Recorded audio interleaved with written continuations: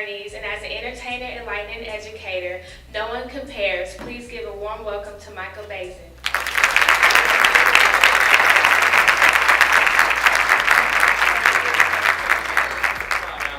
Get the mic. How's everybody doing?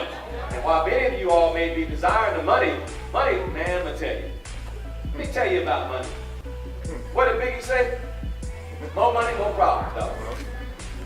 You better believe it, because you got money, you're gonna stay in court. Being an idiot or enhance you being a generous person. It's just an enhancer. How many cars do you need?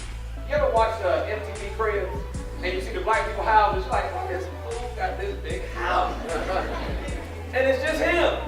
Nobody in it but him, his son, and a dog. And the house is 50,000 square feet. Michael Baisden touched on a variety of subjects, from financial stability and the daily grind of an entrepreneur to the single-parent household and an African-American relationship. Mama do a good job, but Daddy, oh, when you got Daddy there, boy, Daddy give you that look. Daddy like, come on, girl, I know you ain't trying to get pregnant. Ladies, stop putting these men first. Your education, and they ain't going nowhere. Fellas, where the women going? Nowhere. They're not going anywhere. They're going to be here years from now. I'm single. I've been married. Great marriage. Nothing bad to say about marriage. It was a great marriage while I lasted. I got a beautiful 21-year-old daughter. I'm single. There's plenty of women to date. They're not going anywhere. It's not like they're going to evaporate after you get a certain age.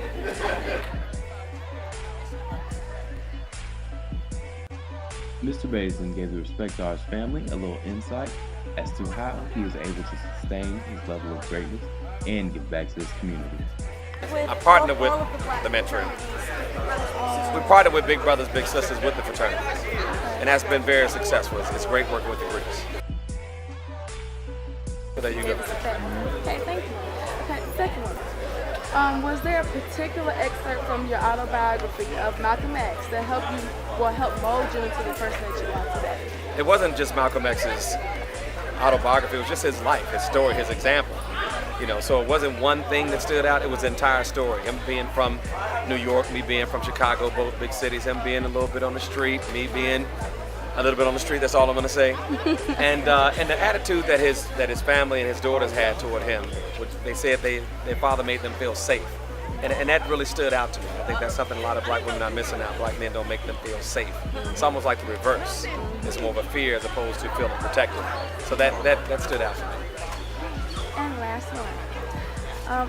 What was the biggest challenge in building your career? Discipline. Having discipline is always the biggest challenge because there's a lot of distractions. Women, partying, the things that money bring. You know, you can become very distracted with the money that you have once you start making it instead of staying focused and reinvesting it. So I think just staying focused. That seems to be everybody's problem. Once they get fame, they usually lose it, right? It's not just getting it, it's holding on to it. So I think with that, but I always had the discipline to get there because I always saw whatever success I had as a step toward more. I never was satisfied with where I was at. So it was always how to take that success and build something else. So that made it impossible for me to spend what I had because I was always reinvesting in myself.